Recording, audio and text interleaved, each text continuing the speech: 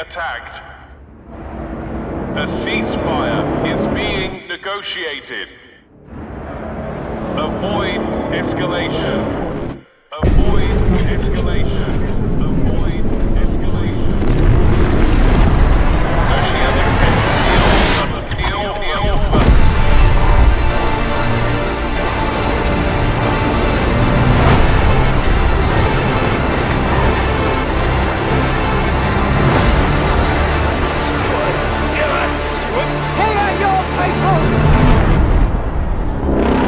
An extreme weather warning is in effect.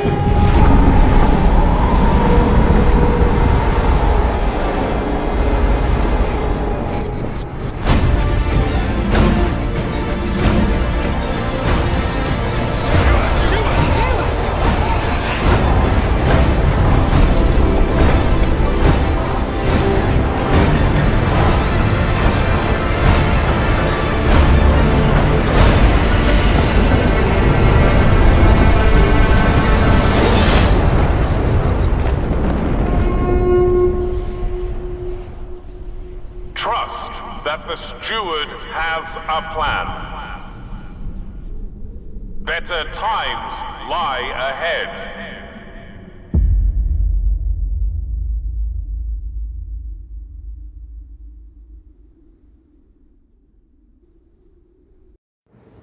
Hola a todos, bienvenidos a este nuevo podcast donde vamos a hablar sobre política, poder y supervivencia a través de un juego. Aunque normalmente hablamos sobre política en estudios y constituciones, también se pueden encontrar en espacios menos evidentes y esos son los juegos. Así es, y uno de los ejemplos más sobresalientes que representan la política es Frostpunk 2. No sé si ya lo conocías o ya habías oído hablar de él. No lo conocía, pero se desarrollará en este ensayo. Muy bien, para darte un contexto rápido, a simple vista parece un juego de supervivencia que está ambientado en un mundo congelado donde una ciudad intenta sobrevivir a condiciones realmente extremas con pocos recursos. Sin embargo, también detrás de esta premisa que tiene el juego se esconden preguntas realmente importantes sobre la política que más adelante vamos a desarrollar. ¿Te parece? Sí. Bueno, estas preguntas pueden ser ¿por qué obedecemos a un gobierno? O ¿qué ocurre cuando los recursos son insuficientes para todos? ¿Y hasta dónde puede llegar un gobierno para garantizar la supervivencia de los ciudadanos? Muy bien, ahora bien, estas preguntas han sido discutidas durante siglos por filósofos y pensadores que se han encargado de darle un sentido a esta historia política. Uno de ellos fue Thomas Hobbes, que para quien no lo conocía es quien intentó explicar por qué los seres humanos aceptan vivir bajo una autoridad política y principalmente qué pasaría si esa autoridad desapareciera. Además, vamos a relacionar estas ideas con la construcción histórica de los derechos de los trabajadores y la diferencia entre político y política. Porque Frostpunk 2 no solo trata de sobrevivir al frío, sino también trata de gobernar una sociedad llena de conflictos, intereses distintos y decisiones difíciles. Muy bien, ahora bien, en base a este contexto que ya les hemos dado, vamos a resolver todo esto en base a una pregunta que siento que va a ser fundamental para el desarrollo del podcast.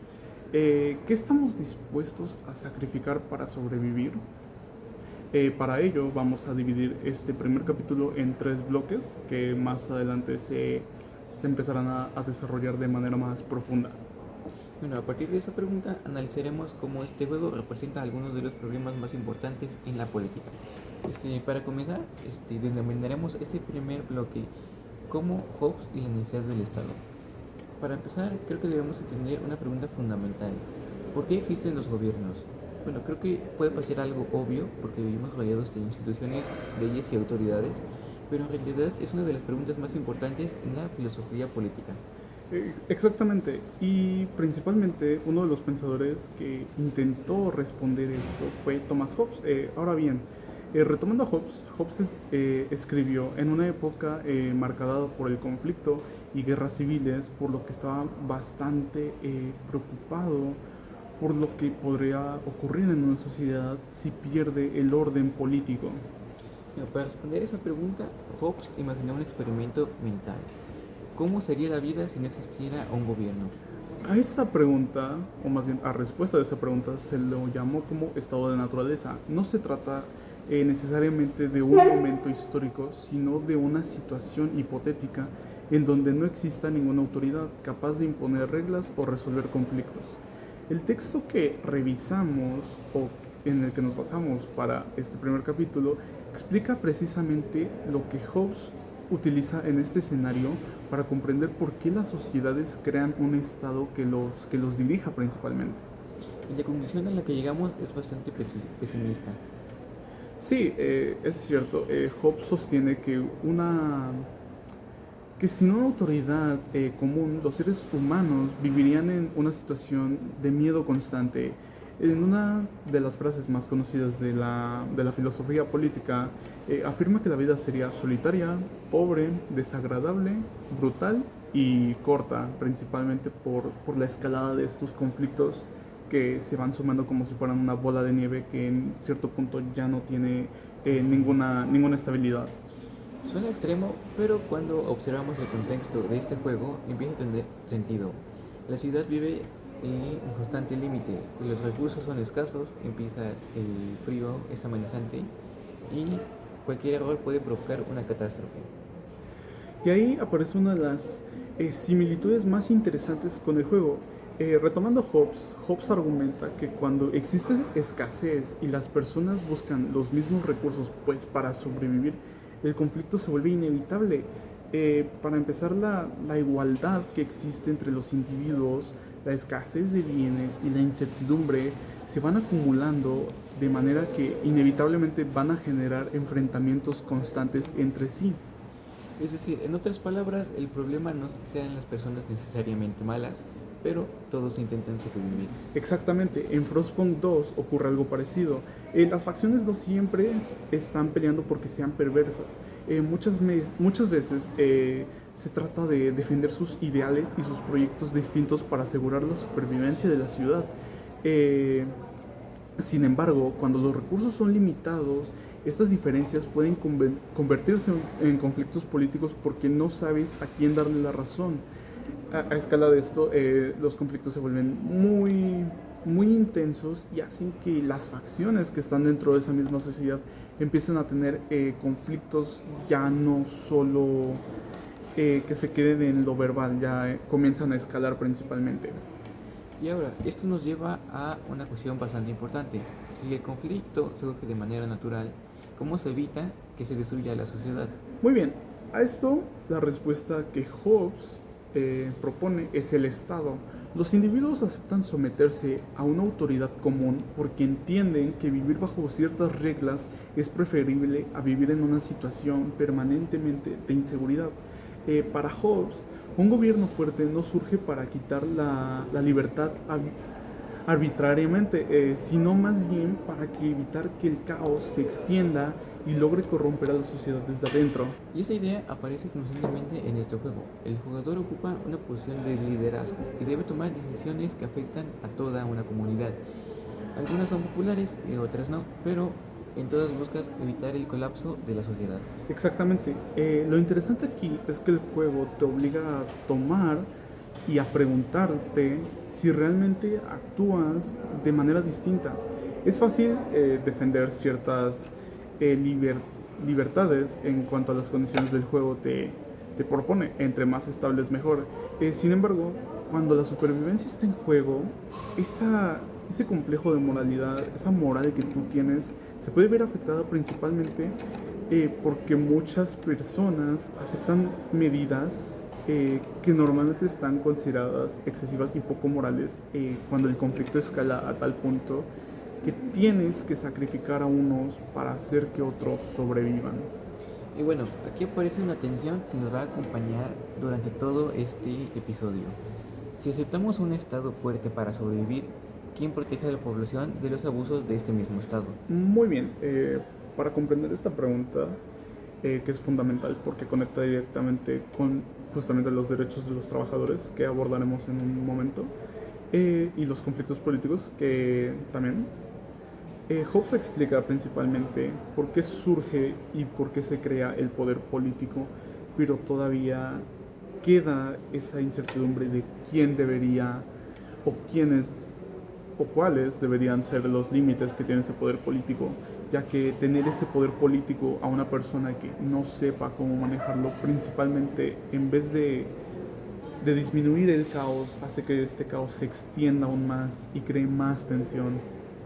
Bueno, hasta entonces, este punto podemos decir que el juego representa muy bien una idea central de Hobbes. Cuando una sociedad enfrenta condiciones extremas de incertidumbre y escasez, la existencia de una autoridad común aparece necesariamente para garantizar la supervivencia colectiva. Así es. Y sin embargo, como ya conocemos tú y yo, en historia política se demuestra que sobrevivir a veces no es el único problema. También importa cómo se distribuye el poder, quién toma las decisiones y qué derechos se conservan en las personas dentro de la comunidad.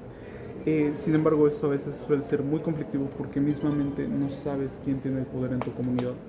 Bueno, ahí precisamente es donde entra en el juego los trabajadores, los derechos sociales y los conflictos políticos que veremos más adelante. Muy bien, entonces con esto podremos dar por terminado el primer bloque de este primer capítulo. Y bueno, tomamos un descanso y nos vamos por el segundo. Ahora, para iniciar el segundo bloque, lo denominaremos como trabajadores, derechos y supervivencia. Hasta este punto vimos que Hobbes justifica la existencia de un Estado porque, sin una autoridad común, la sociedad corre el riesgo de caer en el conflicto permanente. Sin embargo, una vez que el Estado existe, aparece otra nueva pregunta. ¿Qué responsabilidades tiene hacia las personas que nos gobiernan?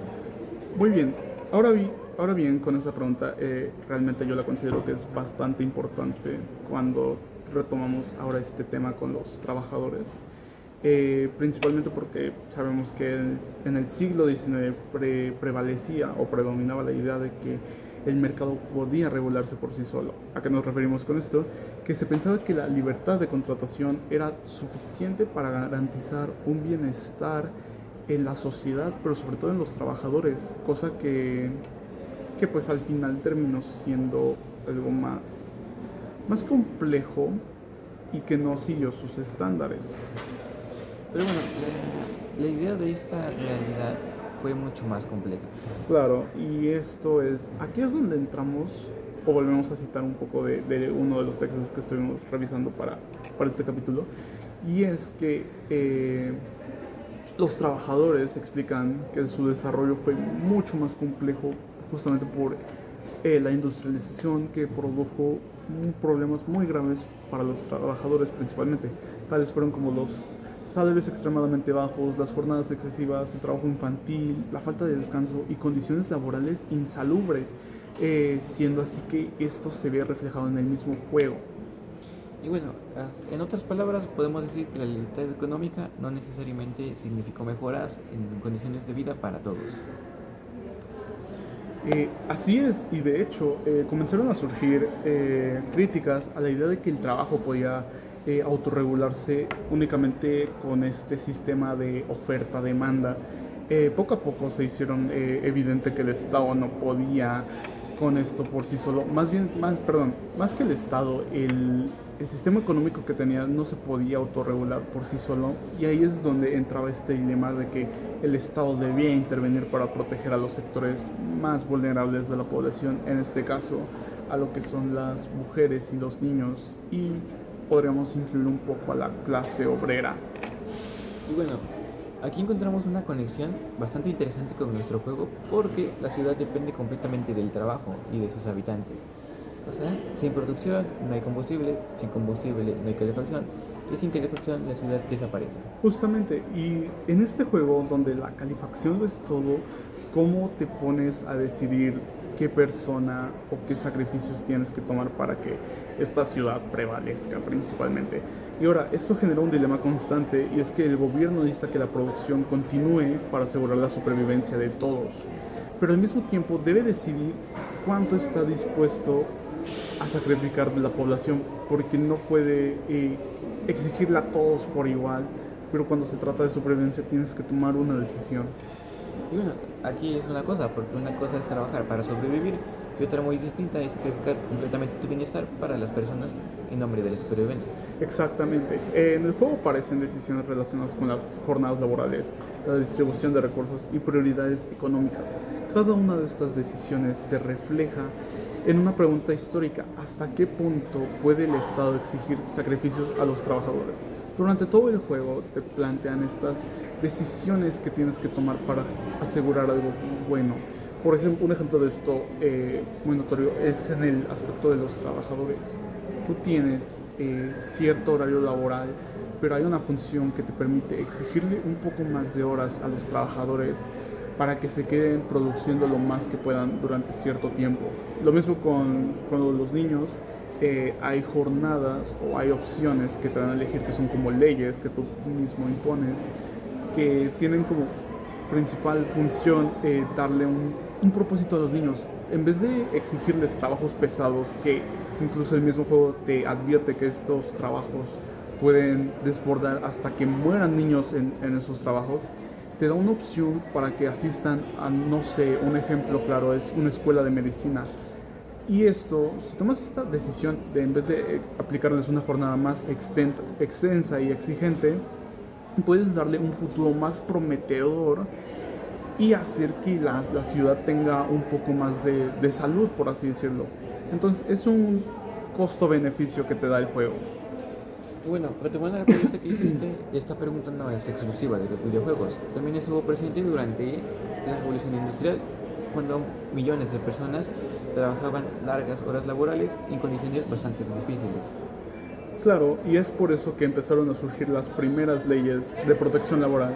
El, el texto que revisamos anteriormente menciona que las primeras regulaciones se enfocaron principalmente en niños y mujeres para otorgarles una salud digna, un espacio salubre, más limpio, comida, principalmente necesidades básicas. En el juego ocurre lo mismo. El principal sector al que tienes que beneficiar, además de tus trabajadores, es a los niños y a las mujeres. Lo interesante es que estas medidas representaron un cambio importante en la función del Estado. Ya no se trata de únicamente mantener el orden, sino también de intervenir para proteger ciertos derechos. Y ahí es donde aparece una diferencia con respecto a Hobbes. Si retomamos a Hobbes, para Hobbes la prioridad fundamental es evitar el caos a toda costa sin dejar que este escale sobre el bienestar. Sin embargo, como ya sabemos, los movimientos obreros y las reformas sociales chocan con este caos, porque al plantear que la estabilidad política no es suficiente si no existe una condición de vida digna, esto nos quiere decir que sin vida digna el caos solamente va a aumentar hasta un punto en donde se vuelva insostenible. Ahora, hasta este punto podremos decir que la historia política muestra una evolución, porque primero surge la necesidad de la seguridad y el orden, y ya después surge la aparición de la exigencia de la justicia social. Exactamente, y es en donde el juego nos coloca justo en medio de esta tensión. Para empezar, el jugador debe preguntarse constantemente si es más importante aumentar la producción o proteger a la población en ese aspecto. En muchos aspectos y en muchos casos parece imposible lograr ambas cosas al mismo tiempo. Sin embargo, si logras ser bastante astuto con las decisiones que tomas, yo creo que no es del todo imposible lograr ambas. Lo que vuelve interesante al juego porque nos ofrece respuestas no tan fáciles. Cada decisión tiene una consecuencia y nos obliga a pensar en los costos humanos de la supervivencia. Por eso también podemos interpretar al juego como una representación de debates históricos muy reales. No se trata de cómo sobrevivir al frío, sino también de cómo sobrevivir a la misma sociedad, ya que si tomamos en cuenta que la sociedad está fragmentada o se fragmenta con cada decisión que sueles tomar, eso nos deja un punto de quiebre en donde el caos se vuelve un poco insostenible y hasta eso en la misma sociedad puede haber cambios reales. Y precisamente cuando distintos grupos tienen ideas diferentes sobre cómo resolver conflictos, surge algo más allá sobre la economía o del trabajo, surge el conflicto político. Y es ahí donde podríamos ya integrar el último tema de este capítulo, Y es que ahí entraríamos sobre la diferencia entre lo político y la política, así como el papel de las facciones y los conflictos dentro de la sociedad del juego. Ahora, podemos empezar con el tercer bloque, al que denominaremos como lo político, la política y las facciones. Hasta este punto hemos visto dos cosas importantes. La primera es que, según Hobbes, la sociedad necesita una autoridad para evitar el caos. Y segundo, que con el tiempo también surgió la necesidad de proteger derechos, especialmente la de los trabajadores. Sin embargo, todavía hay una pregunta pendiente. ¿Qué ocurre cuando dentro de una misma sociedad existen grupos que quieren diferentes cosas? Y ahí entramos en una distinción muy importante, la diferencia entre lo político y la política. Aunque muchas veces se usan como sinónimos, no significan exactamente lo mismo. ¿A qué te refieres? Podemos entender lo político como la existencia de conflictos, desacuerdos e intereses diferentes dentro de una sociedad. Es decir, el hecho de que las personas no siempre tengan las mismas ideas y busquen esa forma de que su idea sea la decisiva, o esos conflictos por esos ideales tengan la razón. No significa que la sociedad no sepa estar en una sociedad, sino que los ideales a veces se forman como algo más grande que ellos mismos. Y por otro lado, la política serían los mecanismos que permiten administrar esos conflictos. Exactamente. Como ya sabemos, las instituciones, las leyes, los debates, las negociaciones y las decisiones de gobierno son formas de política. Pero detrás de ellas siempre existe algo más grande aún y que puede tomarse como más profundo, lo cual es el conflicto que existe entre los proyectos distintos que tiene una misma sociedad. Y esto aparece constantemente en Frostpunk. De hecho, es uno de los elementos centrales del juego. A diferencia de la primera entrega, donde el único problema era el frío, en esta segunda entrega es mucho más complejo que eso, y ya no se trata solo de sobrevivir, sino de saber cómo organizar y cómo sobrellevar una sociedad que está completamente dividida, porque como ya hemos visto, no todos pueden ser felices si no se les da a todos algo. Y esto es porque las facciones no piensan igual. Exacto, cada grupo tiene una visión diferente de cómo deben ser las cosas, cómo debe llevarse la sociedad hacia una mejor supervivencia. Mientras que algunas facciones se rigen en el avance tecnológico, mientras que otros se rigen en la tradición, algunos priorizan la eficiencia económica más que la salud, y otros incluso consideran más importante la cohesión social o los valores culturales. Eso quiere decir que ya no es solo política, ya entran factores económicos, sociales, culturales, entre otras cosas. Es por eso que este juego lo considero un poco diverso. Y esto es interesante porque ninguno de esos grupos aparece completamente bueno o completamente mal. Esto es importante porque refleja algo que también ocurre en la política real. Muchas veces los conflictos no son porque una parte quiera destruir a la otra, como ya se nos ha presentado durante años, sino porque existen diferencias legítimas sobre el cómo quieren resolver un problema común, que en este caso es el de la supervivencia. Dice, por ejemplo, todos quieren que la ciudad sobreviva. Justamente, el objetivo general del juego es compartido. Lo que cambia es el camino para alcanzar esta meta de supervivencia. Y ahí aparece la política como un espacio de negociación, persuasión y conflicto. Entonces, hasta ahora podemos decir que Frostpunk nos muestra que gobernar no consiste solamente en tomar decisiones, sino también en gestionar intereses opuestos. Y eso conecta perfectamente con la historia política. A lo largo de la historia, como hemos visto, los estados han tenido que enfrentar tensiones entre grupos sociales, clases económicas, movimientos ideológicos y sectores con demandas distintas que no puede abordar a todos. Eso significa que el conflicto no es una excepción. Sí, desde esta perspectiva que estamos viendo desde el juego, el conflicto es algo inherente a la vida política. Lo importante es no eliminarlo completamente, sino encontrar la forma de procesarlo sin destruir a la comunidad.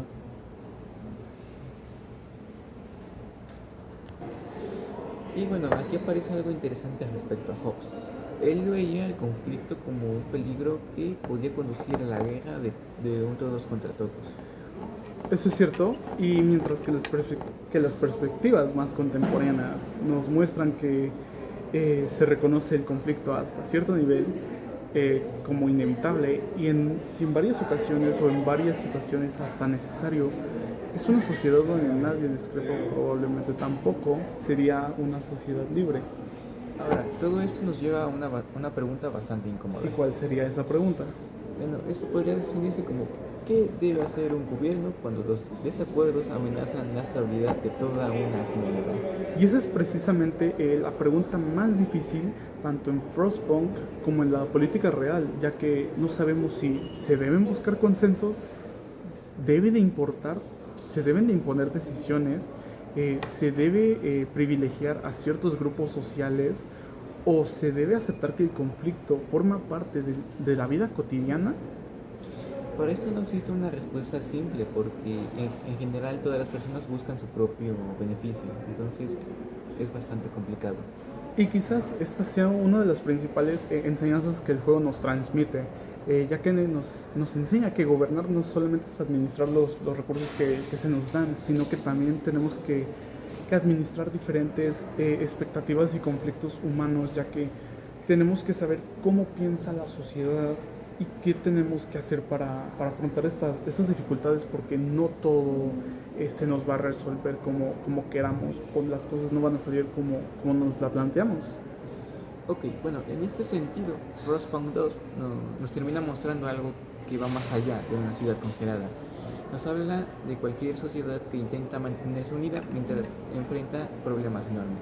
Y justamente yo lo considero que es bueno para reflexionar sobre esto de historia política, porque nos obliga a pensar que el Estado, los derechos y el conflicto como elementos inseparables de nuestra vida, ya que en toda nuestra vida vamos a vivir con conflicto. También tenemos que buscar una búsqueda de nuestros derechos y saber cómo funciona el estado en el que vivimos. Bueno, para concluir este episodio de nuestro podcast, a lo largo de este episodio hemos utilizado a Frostpunk 2 como una herramienta para reflexionar sobre algunos de los problemas más importantes, como el de la historia política.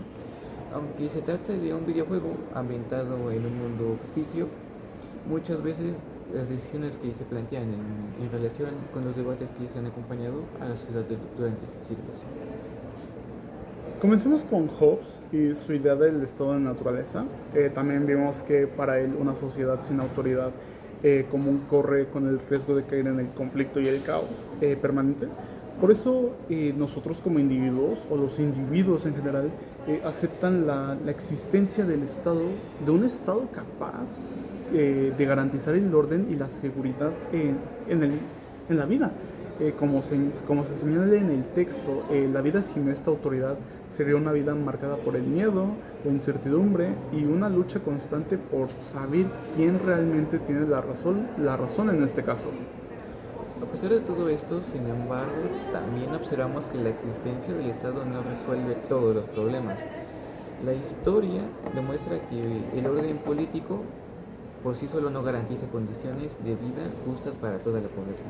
Precisamente por eso surgieron los derechos de los trabajadores, las jornadas laborales, los bajos salarios y las condiciones precarias, las cuales hicieron evidente que la simple libertad económica no baste para proteger a quienes sostienen el funcionamiento de la sociedad, que como sabemos los trabajadores sostienen una gran parte y el Estado solamente se encarga de administrar en este caso y de saber cómo llevar las riendas. Y bueno, finalmente también analizamos la diferencia que es entre lo político y la política. Entendimos que toda sociedad no está atravesada por conflictos, intereses distintos y proyectos opuestos, sino que gobernar significa eliminar estas diferencias, sino encontrar formas de convivir con ellas. Y bien, Frostpunk lo refleja muy bien en esta realidad, ya que la amenaza no proviene únicamente del frío, de la escasez de recursos, sino también de las tensiones que aparecen cuando las personas entran en conflicto por no saberse organizar como una comunidad. Esto ya se nos ha demostrado cómo funciona cuando una sociedad o una comunidad no sabe organizarse y su única manera de llevar los conflictos es en base a la violencia o el caos. Y por eso la pregunta que planteamos al inicio de nuestro podcast sigue siendo relevante todavía, porque ¿Qué estamos dispuestos a sacrificar para sobrevivir? La respuesta no es nada sencilla, ya que si sacrificamos demasiado, perdemos lo que conocemos como nuestros derechos, eh, las libertades y los valores que nos dan sentido a una sociedad colectiva, pero a la vez también conservamos la ciudad. Sin embargo, si ignoramos esto, dejamos que las amenazas crezcan y todo esto se vuelva insostenible, tenemos el riesgo, o más bien corremos el riesgo de perder todo lo que conocemos como la sociedad que tenemos hasta el momento. Bueno, quizás la enseñanza más importante que nos dejó Frostpunk 2 fue que la política consiste precisamente en enfrentar estos dilemas. No se trata solo de elegir entre opciones perfectas, sino de tomar decisiones en contextos difíciles donde cada elección tiene una consecuencia para una sociedad. Y ahora bien, es aquí, en este sentido, donde el juego nos recuerda algo fundamental. El Estado, los derechos y los conflictos políticos no son problemas del pasado. En la actualidad siguen siendo cuestiones centrales para comprender las sociedades las sociedades contemporáneas y los desafíos que enfrentamos hoy en día como sociedad y como especie. Porque al final, detrás de cada ley, detrás de cada gobierno o de cada conflicto político, siempre encontramos la misma pregunta y siempre nos ha acompañado con la humanidad durante muchos siglos. ¿Cómo podemos vivir juntos sin dejar de ser libres y sin dejar de sobrevivir? Y quizá esta sea la pregunta más importante tanto para la historia política como para el mismo juego. Y bueno, pues gracias a todos por escucharnos. Esto fue el primer capítulo de un análisis político en base a videojuegos. Nos vemos y fue un gusto. Hasta la próxima.